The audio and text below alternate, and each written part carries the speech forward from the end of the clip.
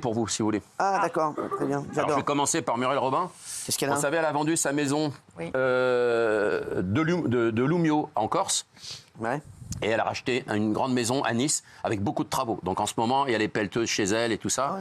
Voilà, donc elle a décidé avec sa femme, Anne, de s'installer maintenant à Nice. Voilà, vous la voyez avec sa pelleteuse.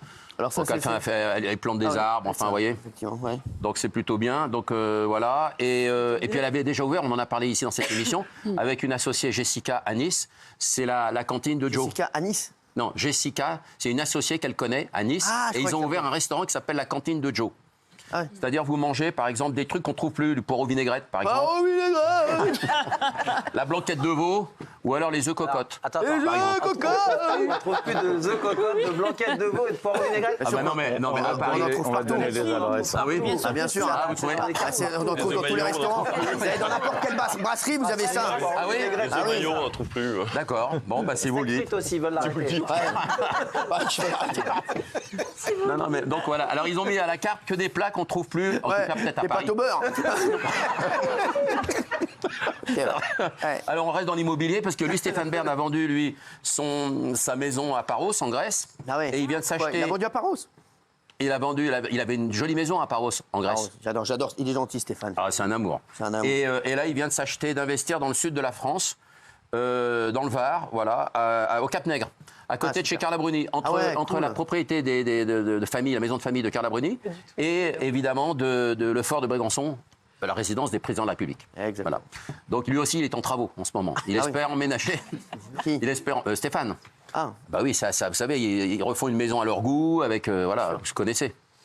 toi, je connais. Voilà, les travaux. Je connais. Bravo. J'en ai plein dans ma rue. Bah, comme tout le monde. J'habite à Paris à un moment. Oui. Bah oui, bien sûr. Ah, si, bah, donc, Et forcément. enfin, il y a une propriété qui peut vous intéresser. Ah. C'est celle de Jean Marais. Jean Marais, j'adore. Pour ceux qui ne connaissent pas, c'est un Lagardère. immense. Voilà, entre autres, Fantomas. Exactement. Enfin, entre autres, c'est un grand acteur. Si tu ne des viens pas à années- Lagardère viendra Ah, à toi. toi. Ah, je Voilà. sais. C'est ce qu'a dit Grand mon Uber hier. Grand acteur, etc. Et lui, sa propriété, c'est une bastide magnifique qui est nichée à Cabri, voilà, tout en pierre. C'est beau, ouais. Vous avez vu? Alors, il y a une petite erreur sur l'annonce, je le précise à l'agence qui vend, parce qu'il précise que Jean Cocteau serait passé dans la maison. Or, faux, puisqu'il l'a acheté en 73, la maison. Ah ouais. Et Cocteau est mort en 63. Ah ouais. Donc, il y a une petite erreur sur l'annonce. Aïe, aïe, Si aïe. l'agence Ah immobilière ouais. peut Ça, il corriger. aime- Ça, il aime pas. mon rêve. Ça vous plaît, Cyril? C'est mon rêve. Ça, il aime pas, ça. Faites-toi. Voilà. Faites-moi Voilà. un- Non, mais c'est très, très beau, hein. Comment ça vaut, ça? Très très beau. Ça vaut, alors, 13, elle est déjà à 13,7 millions. Pas mal. C'est très correct, hein. Bon, il faut faire des travaux à l'intérieur, quand même. Ouais, dedans. Ouais. Ça s'appelle la muse d'Orphée. Ah ouais? Oh là là, c'est Ouais. vrai. Faut faire attention c'est aux très escaliers beau. pour les enfants, parce qu'il n'y a pas de...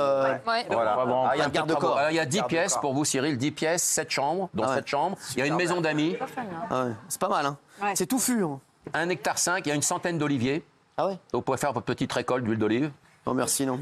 Et puis, ça, il y a une c'est fini, piscine aussi. Mais vous allez trop vite, là. Les oliviers, Oui. Alors, la piscine, elle est en dalle bleue de Corse. C'est D'accord, ça, parce que un- c'est important pour les pieds. Quand tu... non. Ah non, mais c'est une des plus belles pierres qu'on trouve qu'en Corse. Allez, Ah ouais, C'est le fond de la la piscine piscine. est très belle. C'est très, très beau. Très belle, la piscine. En eau salée. Elle est en eau salée? En eau salée, ouais. Ah ouais. Eau de mer, Ouais, quoi. ouais, c'est bien, quoi. Ouais. C'est bien. Ouais. C'est plutôt pas mal. 13 Et millions, 13,7. C'est négociable. Hein. Et donc ça veut dire que l'agent immobilier prend 700 000, ils en veulent 13 700. millions. Ouais, à mon avis. Ça vaut quoi, à votre avis? Ça, c'est où? C'est fini. C'est à hein. Cabri. C'est près de Grasse. Entre Cannes. À Cabri, c'est fini? Ouais, entre Cannes et Grasse. Entre Cannes et Grasse. Pas mal. Sur les hauteurs. Sur les hauteurs. Ouais, sur les hauteurs. Ça, Ouais, 500 mètres carrés? 511. 511 mètres carrés. Précisément. 15 000 mètres carrés de terrain. Ça, 8. ça part à... Non, ça part à 11. À 10. 10, 11. Ouais. Ah, quand même. Ouais, ça part à 10, 11. Ouais, c'est quand même une belle Elle est belle, bâtisse. hein. Ouais, ça part à 10. Ouais, c'est un charme fou. Ouais, c'est un charme fou, direz-vous. Ça vous ennuie pas de demander à Polska qui est Enrico Macias? Qui est Enrico Non, Macias? mais il est en train de me dire que Enrico Iglesias est algérien. Enrico Iglesias. Qu'est-ce qu'il fait Enrico Iglesias. Je t'ai dit, c'est pas Iglesias. Oui, mais c'est son Macias. fils. C'est pas son fils. Il a 86 ans aujourd'hui. C'est Enrique. 86, non. C'est Enrique Iglesias. Moi, je suis Enrique. oui. Le fils de qui? Michel Marie, c'est pas le fils d'Enrico? De lui? Non, Macias. Enrique Iglesias. Ah, il y a toute une Iglesias. éducation. Hein. Ça n'a rien à voir, hein. Moi, je pensais que Enrico Iglesias, c'était le fils de cette personne. D'accord. Oh là là. T'imagines, non mais c'est un... On perd de loin. Eh, hein. t'imagines, Enrico Iglesias, c'est entre le fils, entre Iglesias, Enrico Iglesias. Bailamos, la la la la la la bailamos, te quiero, bailamos, la. Ça peut marcher. Non mais c'est vrai que ça peut marcher, c'est vrai. Elle est incroyable, merci. Il tue un grand patron américain et devient immédiatement une superstar adulée grâce à son physique. C'est un truc de fou, ça, Gilles Verdez. C'est une histoire doublement extraordinaire. Par les faits d'abord, c'est le premier assureur, le patron du premier assureur américain, United Healthcare, qui est abattu en plein centre de Manhattan à 7h du matin, abattu, coup de feu, il meurt. Il y a une enquête sur place, on retrouve de l'ADN et on s'aperçoit que le meurtrier qui a fui en vélo est un certain Luigi Mangione. Il est identifié donc par l'ADN, étudiant brillant, fils d'une famille aisée. Simplement, il avait fait des publications avant, il était frustré par le système de santé américain. Donc, il abat le patron. Course-poursuite ultra médiatisée aux États-Unis, $10 000 de récompense, et il est arrêté. Il est arrêté dans un fast-food. Et à ce moment-là, tout se retourne. C'est là que c'est doublement extraordinaire. Il devient une icône. Il devient une icône pour 2 raisons. D'abord parce qu'il est magnifique. Il avait fait une photo avec une employée quand il avait préparé sa traque. Voilà. Il avait préparé sa traque, des fausses pièces d'identité, etc. C'est un très bel homme. Il devient une icône. Il gagne sur 300 000 abonnés en plus, 21 000 sur Instagram. Il y a plein de comptes à sa gloire. Il est magnifique. Je vous lis un message sur X. Il est coupable d'être un putain de beau gosse, d'avoir un beau sourire, d'être gaulé comme un étalon italien. En conséquence, toutes les poursuites devraient être abandonnées. Voilà. C'est ce thème-là. Il devient aussi une icône parce qu'il s'est élevé contre un système qui est jugé injuste. Donc il y a des gens qui disent c'est une figure légendaire, c'est une sorte de Robin des Bois, etc. Il est tellement iconique qu'il y a maintenant des produits dérivés à son effigie qui s'arrachent aux États-Unis.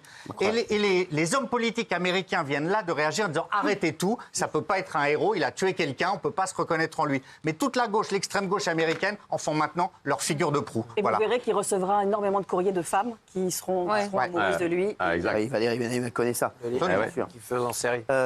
Exactement. Il dit n'importe quoi. C'est qui fait en série. Qu'est-ce qu'il est C'est le titre de son livre. Pas celui-là. C'est l'ancien lui. C'est qu'il est con, c'est pas celui que vous croyez. J'entends. Est-ce que ça vous choque, cette histoire? Voilà, il a des idées de droite, donc il a été viré d'un grand événement sportif. Mais alors, je vais vous dire, qu'il ait des idées de droite ou pas, qu'il soit viré d'un grand événement sportif, là vraiment, ça devient n'importe quoi, les mecs, n'importe quoi. Oui, Guillaume, j'entends. Alors déjà, il n'a jamais dit qu'il votait à droite. Mais au-delà de ça, donc c'est un préjugé. Et quand bien même s'il avait des idées de droite, quel est le problème? Et est-ce qu'on aurait dit la même chose s'il avait des idées de gauche de manière très assumée? Non, mais donc, évidemment que non. Donc des idées de droite. Donc si vous prenez tous les partis de droite, ça veut dire qu'on met environ 15 à 20 millions de Français de côté. On dit, bah, on veut le ballon, on leur parle pas. Ils font pas d'ailleurs, ils font rien. Hein, voilà, ils veulent acheter le pain demain matin. Ah non, vous êtes de droite. Non, c'est bon là, merci. Mais c'est ça qui est terrible, c'est qu'une majorité, enfin une quasi-majorité des Français pensent à droite, votent à droite. Il y a 11 millions, parce qu'on parle très souvent du RN, des Français qui votent pour le RN. Si vous avez le malheur de dire en tant que personnalité publique que vous pensez comme le RN, vous perdez votre travail, notamment dans les métiers du spectacle, dans la télévision. On l'a vu avec Jean-François Killy il y a quelques mois. C'est dramatique. Quand est-ce qu'on va arrêter ça? On a le droit de dire... Jean-François Killy, on va rappeler. Qui est un journaliste de France, du service public, de France Info, qui aurait proposé à Jordan Bardella de coécrire un livre avec lui. Ça s'est même pas fait. Il s'est fait virer de France Info. C'est tout simplement honteux. Et ce qui m'énerve d'autant plus, si encore c'était pareil pour la gauche, mais non. Combien d'acteurs on voit dans les meetings de gauche qui continuent à bosser, qui sont mis en avant, etc. Ce 2 poids 2 mesures est insupportable. C'est ça. Non, mais Yvan Le Bolloc, parce que ça, lui, Yvan Le Bolloc, bien sûr, mais il y en a plein. Sur nous toute la journée. Parce que d'ailleurs, c'est même plus un artiste. Lui, il fait partie de la France Insoumise, Yvan Le Bolloc. Il fait de la guitare. Artiste, bon, il fait plus grand chose. Il fait de la guitare. Il fait de la guitare, oui, chez lui. Moi aussi, je fais de la guitare au coin du feu. Un peu de guitare. Les mecs, il fait de la guitare. Oui, il fait de la guitare. Yvan Le Bolloc, il fait de la guitare où? Je crois, mais Porte de Passy. Dans le métro Porte de Passy. Non, et les membres du RN et de Reconquête sont très courageux parce que ils osent entre guillemets sortir du bois. Il y a plein de personnalités et plein de Français qui pensent comme eux, mais qui, par peur de perdre leur emploi, ne le font pas. C'est une réalité. Moi, j'ai parlé avec plein de gens qui disaient voilà, moi je voudrais rejoindre le RN, je voudrais dire que je vote RN ou Reconquête, et j'ai peur parce que je vais perdre mon emploi. Bernard Montiel. Je trouve ça lamentable de politiser un événement sportif, quoi qu'il en soit. Et dans tous les cas, c'est toujours comme ça. Je trouve ça lamentable. Voilà. Ça va vous? Oui.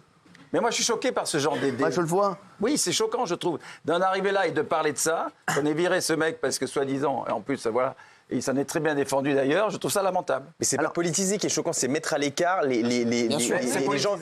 Alors, Gilles Verdez n'est pas choqué, ni Raymond. Alors, Raymond, je suis étonné. Parce que moi, c'est une autre, j'ai peut-être une autre vision que Gilles. Moi, je ne suis pas choqué parce que l'organisateur, il fait ce qu'il veut et il accepte qui il veut. Même au sein du gouvernement, au sein de mon État, j'ai le gouvernement qui ne veut pas parler avec le Front National, par exemple.